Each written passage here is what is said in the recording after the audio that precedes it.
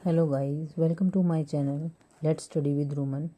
आज मैं इकोनॉमिक्स की 12th क्लास के लिए एक टॉपिक लाई हूँ जिसमें है राष्ट्रीय आय की गणना, calculating of national income, how to calculate. इस वीडियो को देखने के बाद आप ये देख सकेंगे कि नेशनल इनकम का जो टॉपिक है 12th क्लास में उसे कैलकुलेट कैसे किया जाता है, उसके मेथड्स क्या हैं और कुछ गोल्डन रूल्स हैं, बेसिक्स जो हैं, जो जिससे कि हम किसी भी मेथड से अगर नेशनल इनकम को फाइंड कर रहे हैं, 3 मेथड्स में से किसी भी मेथड से फाइंड कर रहे हैं, उससे नेशनल इनकम पे कैसे पहुंचा जाता है। ठीक है, तो चलिए मैं अपनी वीडियो को स्टार्ट कर रही हूँ। वीडियो स्टार्ट करने से पहले मैं कहूँगी प्लीज़ मेरे चैनल को सपोर्ट कीजिए और ऐसी इन्फॉर्मेटिव वीडियोस के लिए मेरे चैनल को सब्सक्राइब कर लीजिए। और अगर आपको एक वीडियो अच्छी लगती है तो प्लीज़ लाइक का बटन ज़रूर प्रेस कीजिए। चलिए स्टार्ट करते हैं। राष्ट्रीय आय की गणना, method of calculating of national income. इसमें हमारे पास 3 मेथड्स हैं। पहला मेथड है value added method, second method है इनकम मेथड आय विधि, एक्सपेंडिचर मेथड व्यय विधि। अच्छा, मैं ये बता दूं कि ये जो वीडियो है बाइलिंगुअल रहेगी, इसमें मैं हिंदी और इंग्लिश दोनों में बताऊंगी ताकि दोनों ही स्टूडेंट्स को उसका बेनिफिट मिल सके। तो फर्स्ट हमारे पास जो एक टॉपिक आता है इस चैप्टर के अंदर, इसमें आता है हमारा डोमेस्टिक इनकम। तो डोमेस्टिक इनकम को हम 2 तरीके से फाइंड करते हैं। मतलब अगर हम किसी भी मेथड से चल रहे हैं उसमें हम NDP एट FC भी हमारी डोमेस्टिक इनकम होती है, देन GDP एट MP भी हमारी डोमेस्टिक इनकम होती है।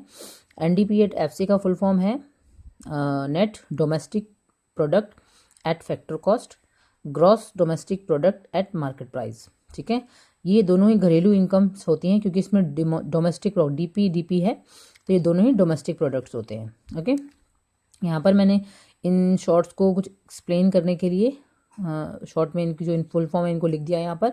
उससे आपको बेनिफिट हेल्प मिलेगा जब हम इसे फाइंड करेंगे किसी भी मेथड से, तो वहाँ पे आपको इसका बेनिफिट मिलेगा।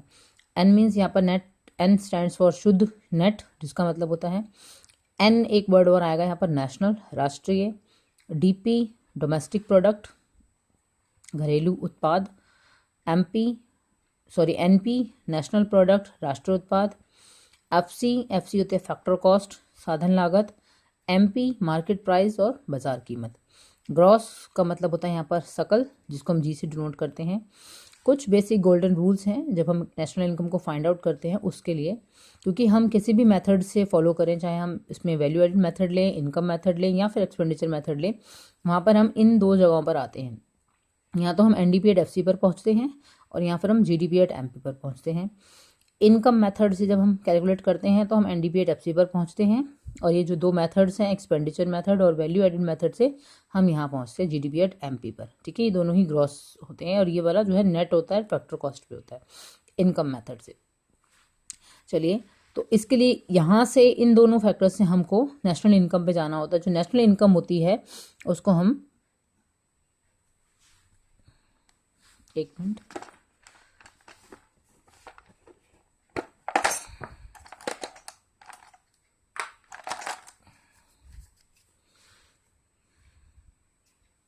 नेशनल इनकम है उसको हम NP एट FC पर फाइंड आउट करते हैं। इसका मतलब होता है नेशनल इनकम। ठीक है, तो NNP एट FC पे ही हम इसको फाइंड आउट करते हैं। चलिए आगे, अब मैं गोल्डन रूल समझा देती हूँ।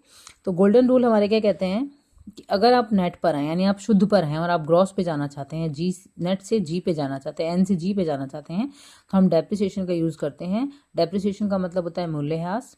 ठीक है, और इसको हम सब्ट्रैक्ट करते हैं। तो नेट पर N से जब हम G पे जाएंगे तो हमारा डेप्रिसिएशन ऐड होता है ग्रॉस, और जब हम G से N पर आते हैं तो हमारा डेप्रिसिएशन सब्ट्रैक्ट होता है। ठीक है, यहाँ थोड़ी सी मिस्टेक है। तो जब हम N से G पे जाते हैं तो हमारा डेप्रिसिएशन ऐड होता है, और जब हम G से N पर आते हैं तो हमारा डेप्रिसिएशन सब्ट्रैक्ट होता है। ओके, ऐसे ही जब हम DP से NP पर आते हैं, डोमेस्टिक प्रोडक्ट से नेशनल प्रोडक्ट पर आते हैं, तो नीफा हमारा ऐड होता है।